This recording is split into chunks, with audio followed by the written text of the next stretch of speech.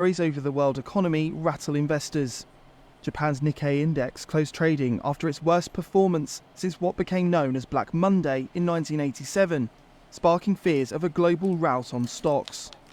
The FTSE 100 had lost 2% of its value by 9 a.m. this morning.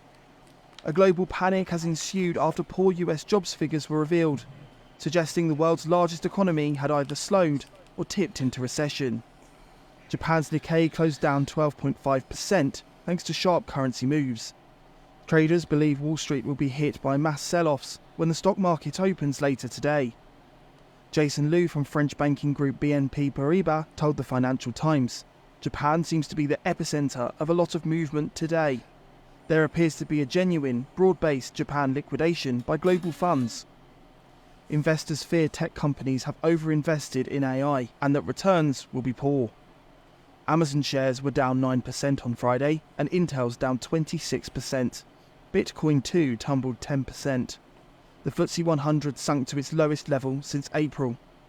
New York's VIX index, known as Wall Street's fear gauge, soared past 40 points on Monday, the highest level since the beginning of the COVID pandemic. Chief market analyst at IG told The Standard, "This is a perfect demonstration of what happens when everyone tries to sell at once. Such moves don't stop in a single day, and we likely have a summer of volatility ahead of us." Reflecting big tech's crash in America were British tech backers, some of whose shares sunk 8%.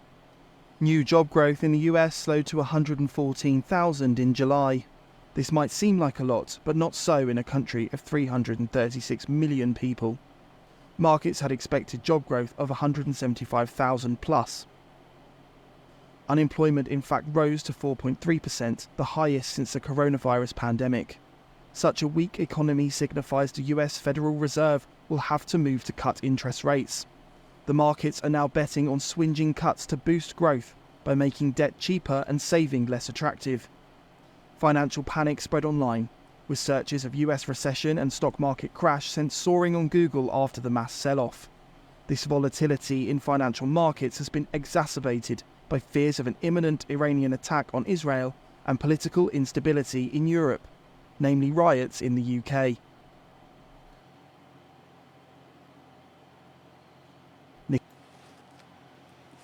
All part of a greater plan. Yep, that's the great reset now. But we've been putting this out for years and years now, that this was going to happen. Yep, and it's really happening. It's happening now. Yep, this is the apex now. Yep, and how bad it gets before the Great Reset occurs could be anyone's guess, but it's really starting to kick off now. Definitely. I mean, I've heard a lot of these investors, especially in the cryptocurrencies. I've dealt with a lot of them, and they have always reckoned that Bitcoin wouldn't go. That Bitcoin would be the catalyst of the financial system, and that's what it was going to be. Well, they're just looking at the stock markets and everything now, and they're seeing Bitcoin just falling just the same as everything else. So we have been telling them this, that Bitcoin wouldn't last, but they seem to think different for some reason, And with Bitcoin crashing, we do have a wise investment for people to consider, and that's Godcoin. Yes. Well, it's like everything else, the Great Reset, that's exactly what it means. The reset of this world. Right? So we're going to have a one world government, a one world currency, financial system, and we're going to have a one world religion. Now, this is the way that the world has to move. Because if we look, we've got a part coming up about the WEF. I'll maybe speak about that then. But this world has to move on. Because the way it is just now, it doesn't work.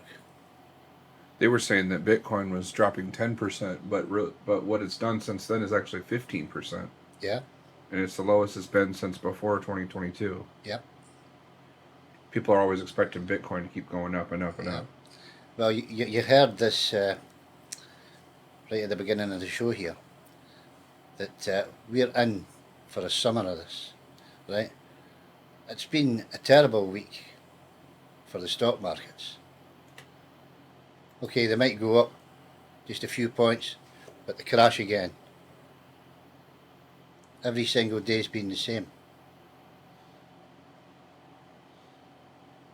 And really, what's best for the economy is a recession. Like, Definitely. that's actually going to help the Yeah. economy. Well, I mean, they're saying that it's because of what's happening just now is because of the unemployment in the US. That's rubbish, because these markets all started as soon as the Israeli-Iran war was kicking off, right? And that's the true reason why we're getting this financial crash right at this time. And it was the same during World War II. It's just history repeating itself again.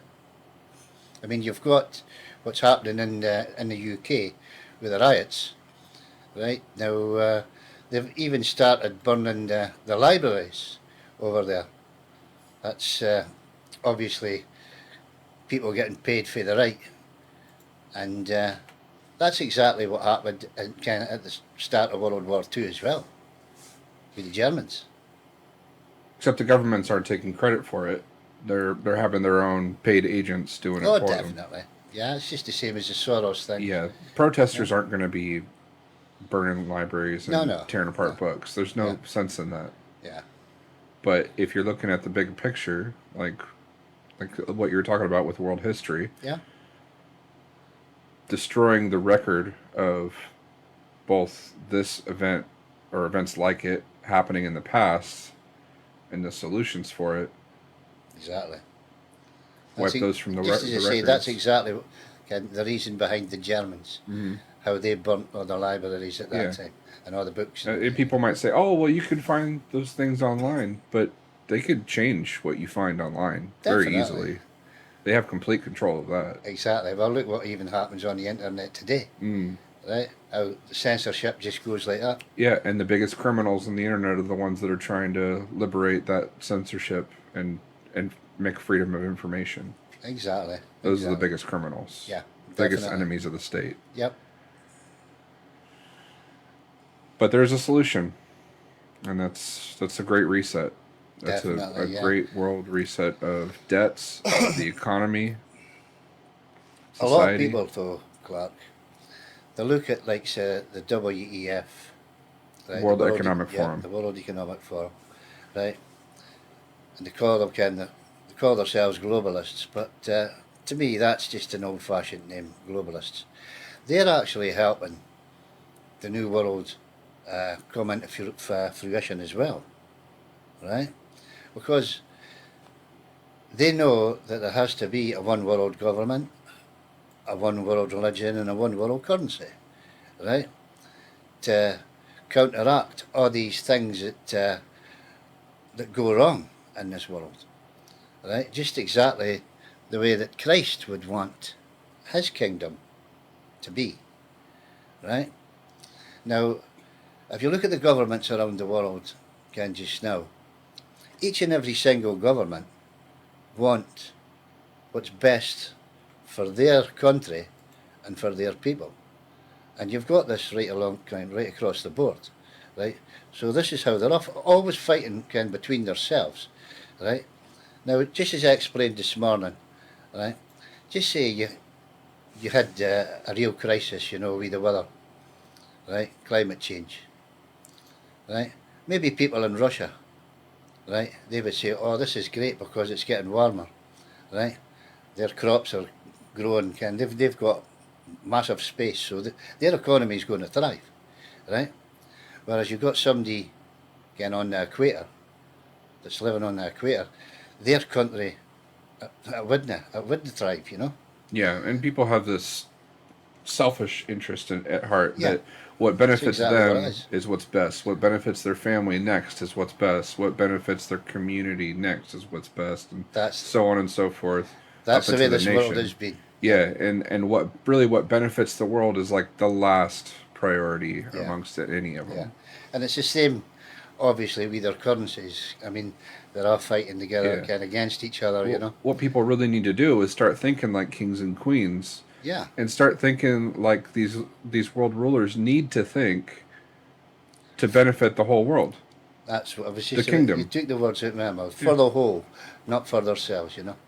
Yeah, well, I mean, what benefits the world does benefit the self, but I mean, of course, not as much Yeah. immediately. But But we're not they're all about for instant. themselves. These governments. You Yeah, know, well, lining if you their own pockets. if you're thinking like a ruler, you're not thinking about instant gratification. You're thinking about the long term effect. Exactly.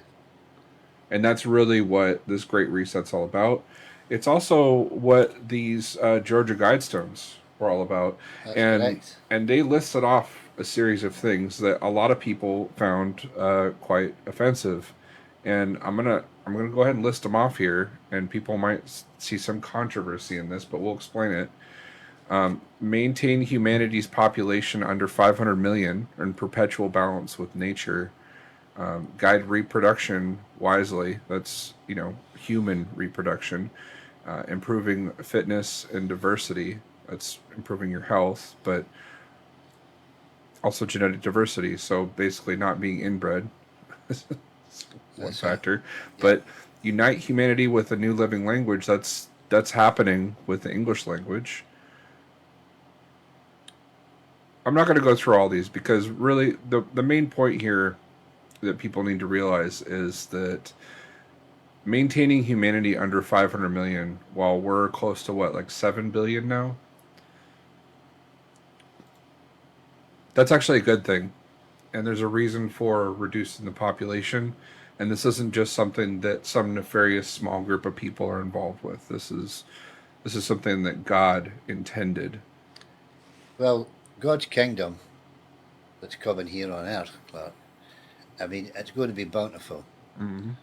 and there's going to be plenty for everyone. You know, there's not going to be the crime and things like that this world currently lives under just now, because there's not going to be any need for that.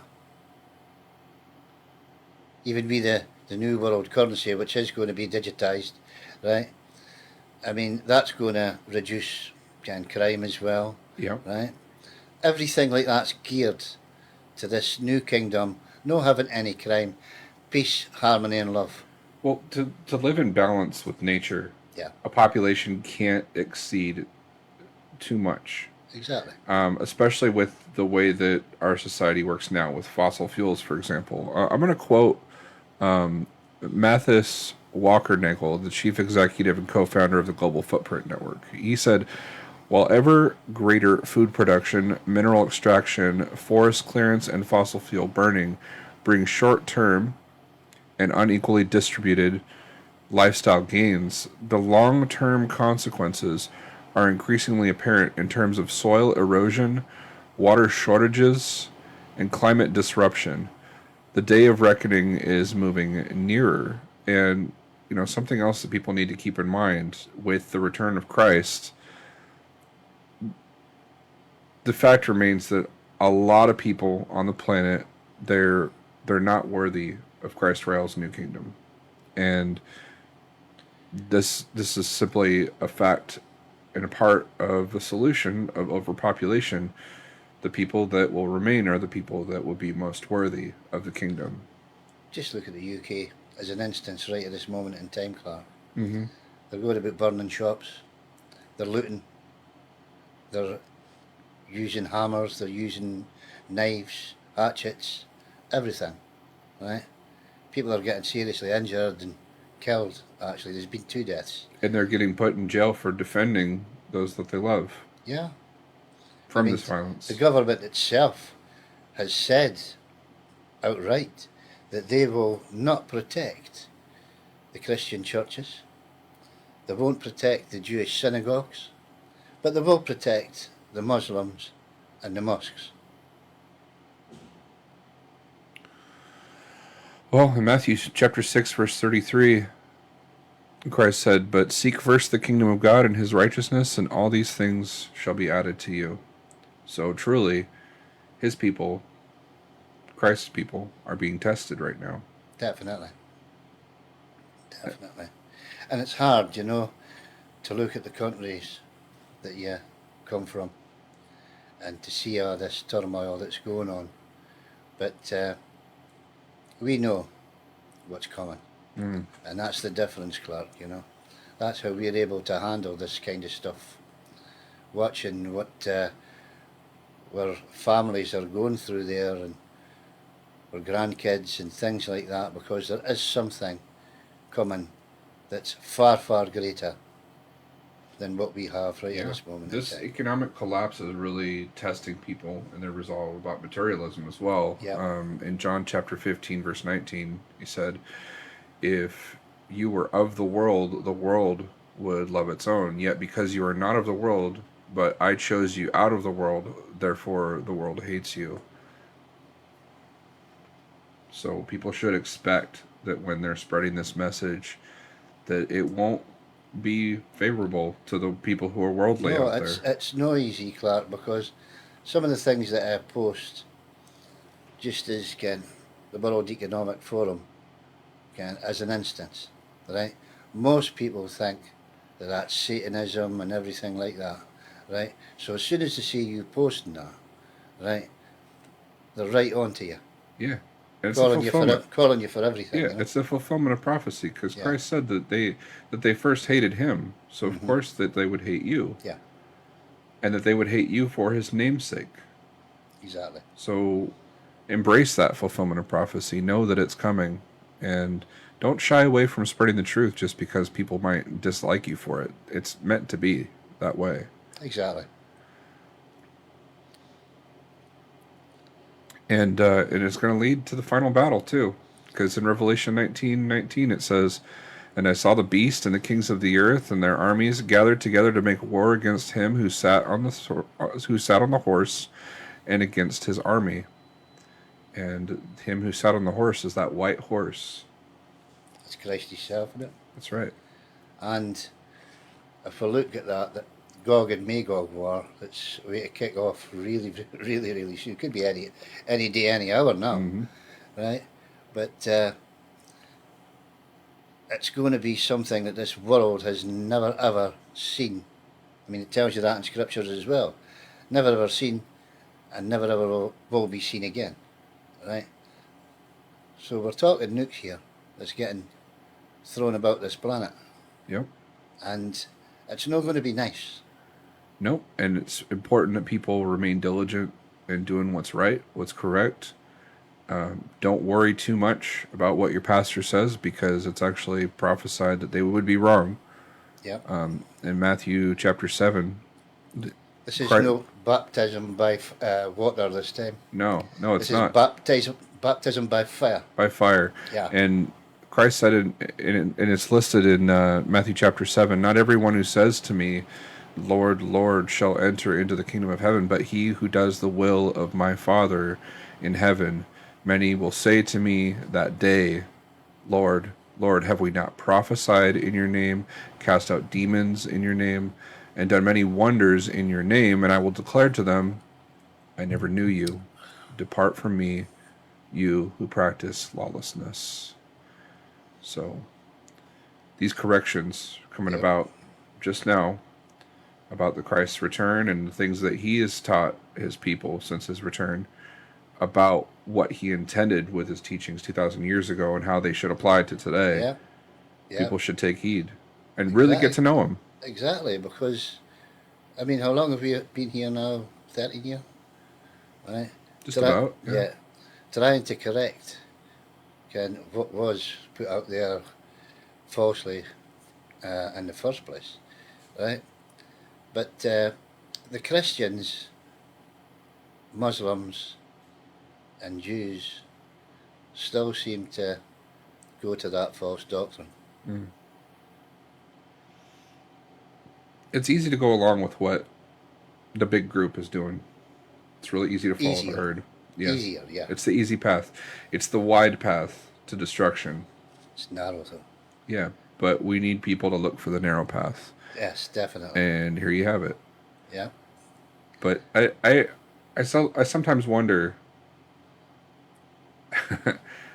if this movement ever becomes popular about Rael and the returned Christ, would it still be such a narrow path? No, no, no, no, no, no. But they will be made to either bend their knee or just live in their sin that they're living in. Mm, It's up to them. yeah. It's their choice.